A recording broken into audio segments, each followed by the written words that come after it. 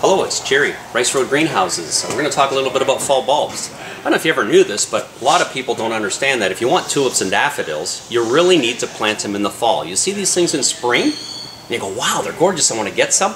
So many people come in our garden center and say, wow, I want tulips, I want daffs. You know what? And so we have to sell them a pretty little pot. They're quite expensive, but if you really want to put bulbs in the garden, you plant them now. It's the best time to plant them. When you're looking for a bulb, you want to look for sizing of bulbs and that. Okay, typically in the garden center we'll carry a larger size bulb. This would be a 12 centimeter bigger, but big bulbs produce big flowers. Okay, so you want to remember that. These were my favorite last year. We planted some of these in our gardens this spring. If you look at our website, we do have this somewhere posted. This one was just outstanding. We got a bunch of them that were just amazing, amazing big bunches of flowers. I like to plant mine in groupings of odd numbers, 3, 5s, 7s, instead of pretty little rows. They hold up much better in, especially over the years, they'll look a lot better in groupings opposed to straight rows. The straight rows aren't so straight after a few years. The hyacinths for scent are wonderful. We have so many different varieties, sizes, shorter ones, taller ones, and the colors. And some of these are just amazing, amazing different colors, and they just come up with such neat stuff. I love the new packaging with the tulips. Not the packaging, but how they're putting them together. I used to go out and pick different color schemes and that, but this company now is putting them together for us. You can't figure that out, so you just put that in the ground and that's just going to be an outstanding display. And they come up with a bunch of stuff like that in the last year or two. We get into daffodils, and you got some neat daffodils. We think daffodils are being just yellow. If you look at these, you got some really neat, unusual daffodils. And just like, and again, here they took a package, put a varieties of them together. Amazing colors. Who'd have thought? Let's see, what else do we have here?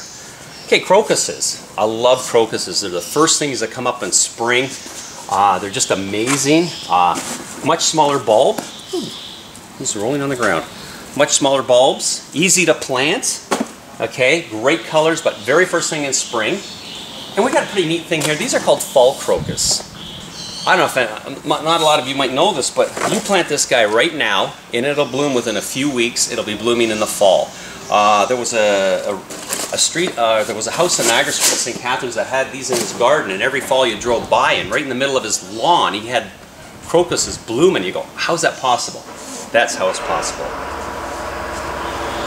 And then we'll sell we'll sell bulbs in packages like this for value. There's added value there. You get a lot of bulbs. It's a great price. It's another mix.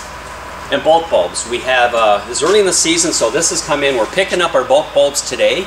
Bulk bulbs are large bulbs at great prices. We'll have a whole display of that coming in today, and that's where we buy 500 to 1,000 at a time of different varieties, and you just get them just like when we're growing them. This is the way they come in as a grower. And so there's value there for you. Okay, we're just showing you all the bulbs in the store, so I'm going to show you how to plant some bulbs. It's this simple, it's that easy. We're going to dig a hole.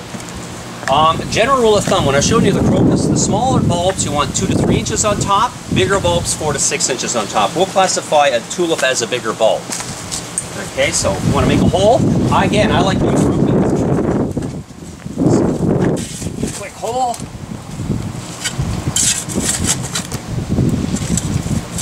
Okay, we're down about 4 to 6 inches. In a hole about this big, I'd probably put maybe 7 bulbs. Alright. So what I like to do is I like to use some blood meal. We are close to Halloween, so blood meal is nice for you. For all you vampires out there. But see, I'll just sprinkle a little bit in the hole first. Now, when you plant your bulbs, I'm going to put 7 in this one. When you plant the bulbs, you want to push the tip up. A lot of people don't know that. Tip down, it will still grow like this, but tip up. Just place them in and stagger them, 4 or 6 inches apart, whatever that might be.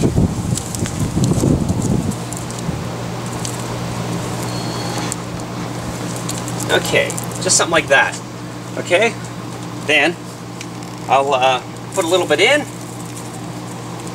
And again, I'll put some more blood meal on. The reason I use blood meal is everybody's quite familiar with bone meal. Blood meal or blood meal bone meal mix is ideal. It's a fertilizer for your bulbs, but also the scent of the blood will keep the squirrels away. apparently most rodents won't like the scent of blood and will stay like rabbits and squirrels. So that's why we typically use a lot of blood meal in the industry if you're having a problem with those issues. But again, it's a great fertilizer for them too.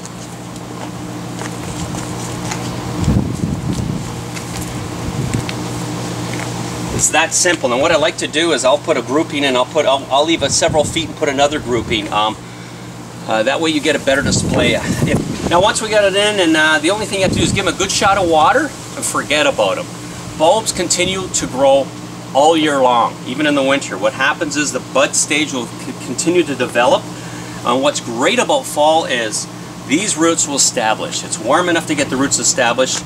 And again, it's a great time to plant all your nursery stock. We've talked about this before, but planting nursery stock in fall is great because the ground temperature stays warm, the top is cool. So what'll happen is this will be enough to root, and the top will not come out. And if it comes out a little bit, don't be too concerned. Nature will take care of that. That's it.